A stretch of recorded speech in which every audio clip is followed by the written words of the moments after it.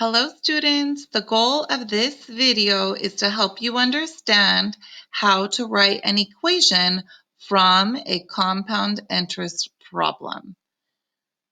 We're going to review briefly simple interest first. Although this isn't the goal of this lesson, it's important to go back to simple interest a little bit. So if you were to invest in bonds, $1,000 would grow as shown in the table with an annual interest rate of 8%. How does the amount of money grow with simple interest? So let's take a look here. So we start with $1,000 initially, and we're growing each year by 8%. So 8% of 1,000 is 80. So if you already recognize the pattern, what we're doing is we're adding 80 to get from one year to the next. So 1,080 plus 80 is 1,160. 1,160 plus 80 is 1,240, and so on. Let's review. So if you remember, simple interest is linear. That means there is a common difference from one output to the next, which is 80. We're adding 80. The equation that represents this relationship would be f of x equals 80 times x plus 1,000. So let's recall the slope-intercept form equation. Remember, it was y equals mx plus b. So I used that equation to help me write in the growth and the y-intercept. F of x, if that confuses you, remember it just replaces y. I'm going to be using it throughout the video. So if you don't like f of x, if it's confusing, just write in a y. I plugged in an 80 for m, okay, because that's where the growth goes in a linear equation if I'm using slope-intercept form. And then 1,000 was the initial value.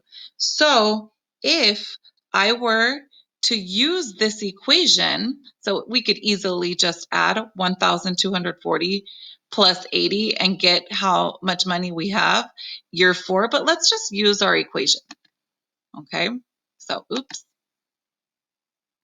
So if we use our equation, f of 4, so on the 4th year, equals 80, that's my growth, times the 4th year plus 1,000 would equal 1,320. So f of 4 just means when the input of 4 is 4, the output is 1,320. So I could just plug that in there. Now let's take a look at, let's compare the simple interest with a compound interest table. So we're still starting with an initial value of 1,000, but instead of simple interest of 8% growth, we're going to look at how does it look or behave when we're dealing with compound interest. So here we add 80 to get from one output to the next. We just take 8% of 1,000. This one, we're multiplying. If you recall, compound interest is an example of exponential. So we need a multiplier. So let's look at how to find our multiplier. So how do we find the multiplier?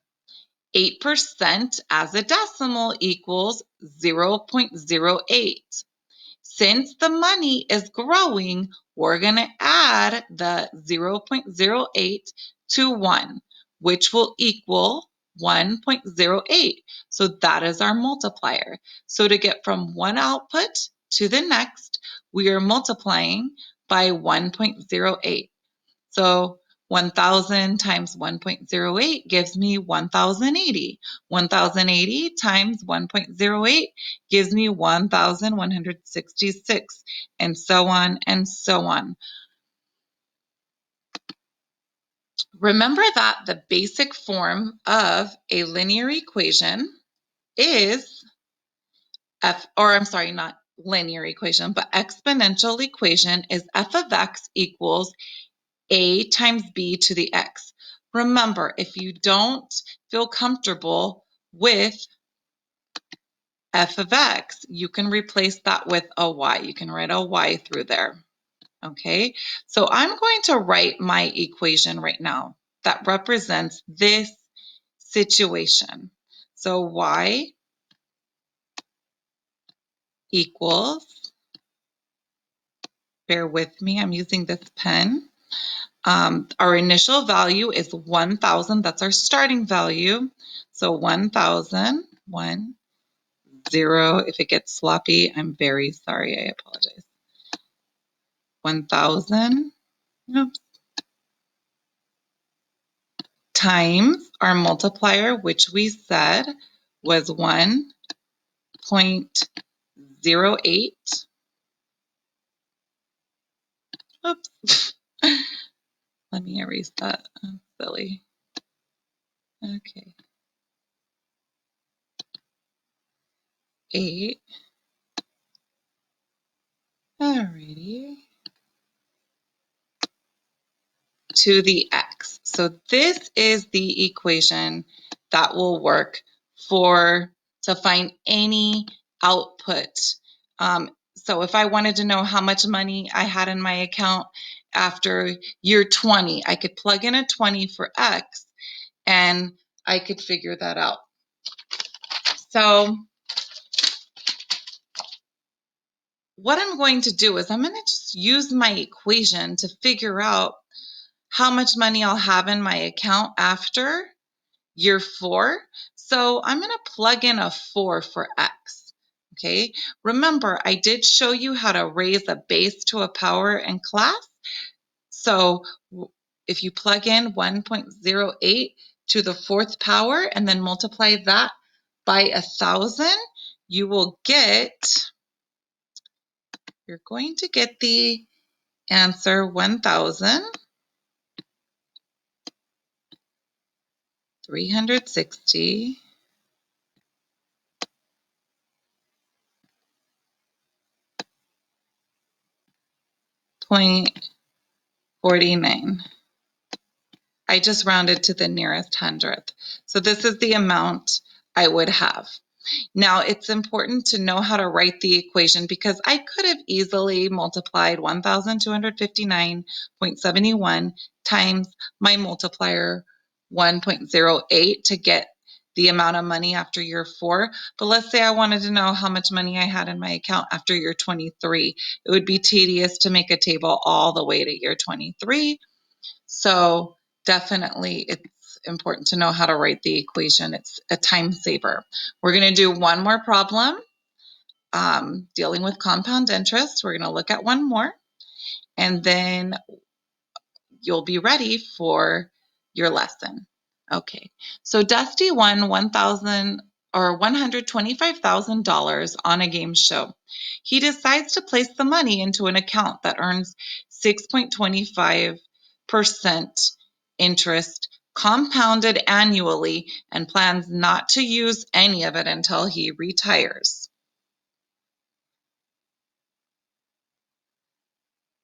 So how can we write the multiplier? Recall the growth is 6.25%. So 6.25% written as a decimal is 0.0625. We're just moving the decimal 2 units to the left to get that percent converted to a decimal. Then, since it's growth, we're going to add 0.0625 to 1, and we'll get 1.0625. The multiplier is 1.0625.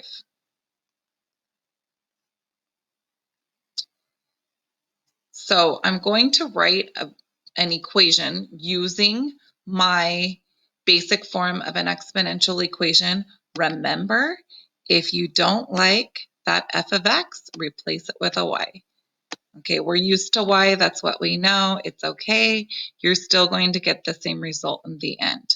So I'm going to write in that exponent.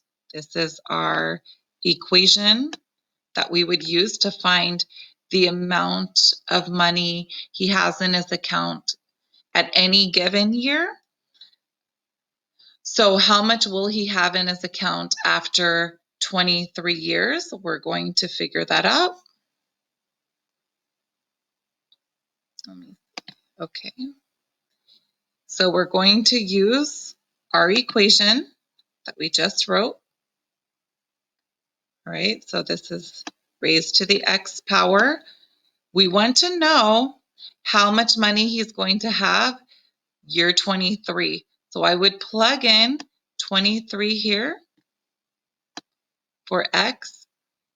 Don't let this f of 23 confuse you. I'm using function notation.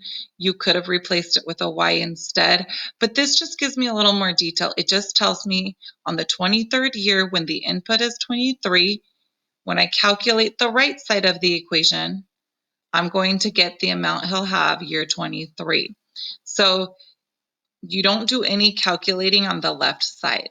You're going to plug in your calculators, 1.0625 raised to the 23rd power, and then multiply that by 125,000, and you will have $504,052.30 in the account after 23 years. So Dusty will have this much money.